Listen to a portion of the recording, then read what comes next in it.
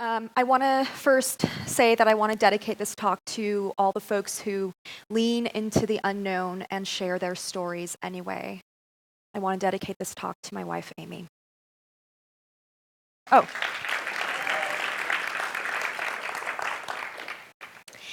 I want to begin by sharing with you all a part of myself. It's something that I don't talk frequently about. When I was 17, I was diagnosed with manic depression. And I want to stop there because by uttering those two small words, manic depression, I've just created a very strong negative ripple effect in this auditorium. Okay. Perhaps you're now viewing my body differently than you did when you heard my intro. Perhaps you're ascribing stereotypes onto my body that aren't mine. I think it's important that you all know that at this point, I want to say thank you all for listening and I want to go off stage, but I'm going to stay.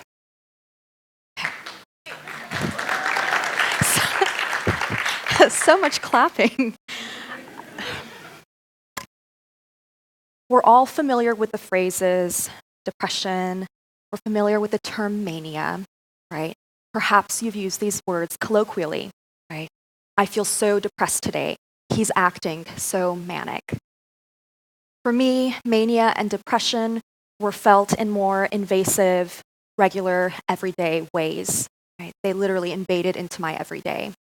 And although this is just my experience, I think it's important to know, too, that everyone's experience is radically different. I was 17.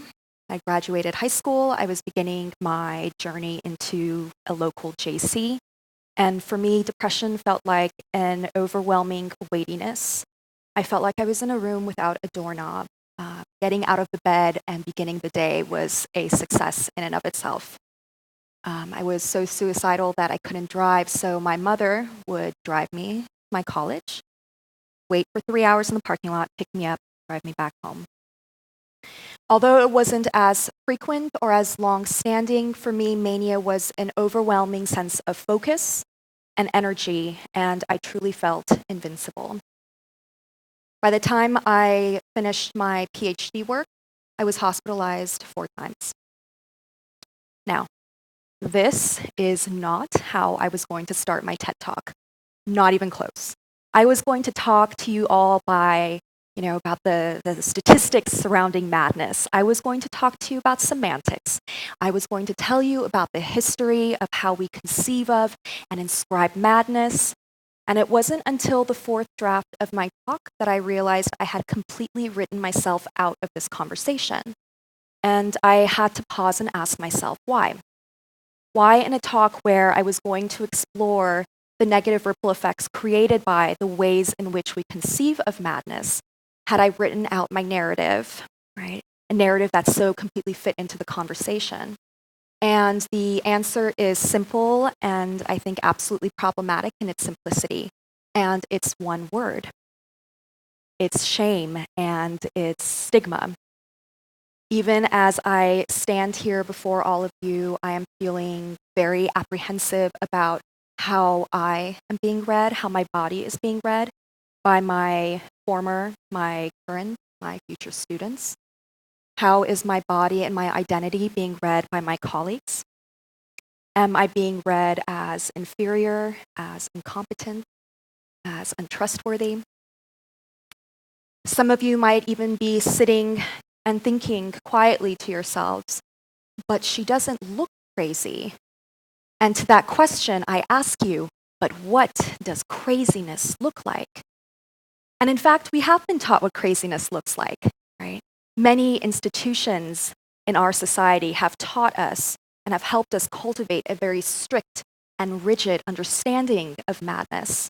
And just to illustrate the speed at which this happens and has happened for all of us since we were very young, I want you all to pause with me and think.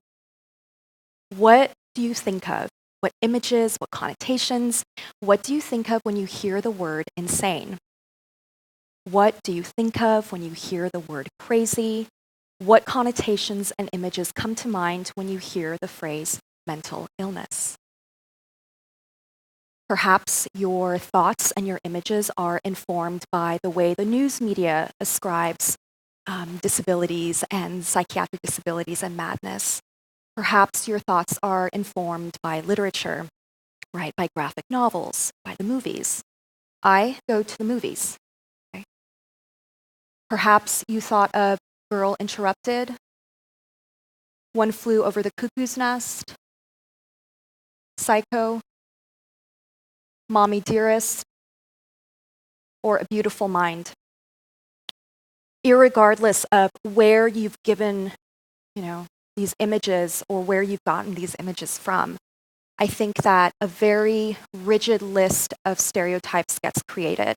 And although we could probably sit together and keep adding to this list, a very brief list is as follows. Folks with psychiatric disabilities are often viewed as being dangerous, unpredictable, incompetent, unstable, irrational, and irresponsible. Now, the images or connotations that you so quickly call to mind when I ask you all to pause and just meditate on the words insane, crazy, and mental illness, the images that I've pulled up that my mind went to, and these list of stereotypes, this is why it took me 4 drafts to write myself in this talk. The sheer universality of these terms and these images, right, and the weightiness regulate folks with psychiatric disabilities, regulate me, right? I think it's really important to note that unlike other illnesses of the mind, psychiatric disabilities carry with them something that's very distinct and unique. They carry a moral judgment on the individual. Okay. So, what do we do with all of this? Before telling you that, I want to tell you what the purpose of this talk is not. I think often when folks with disabilities of any kind share their narratives or speak, they are often seen as an inspiration. Their story is meant to be heard and is meant to inspire you to bettering your life as non-disabled folks, or even as other disabled folks. I am here to tell you that I am not your inspiration. That's not my purpose. The purpose of this talk is to ask that we collectively cultivate a community and a space for unlearning the stereotypes and stigmas that we ascribe to psychiatric disabilities. Okay.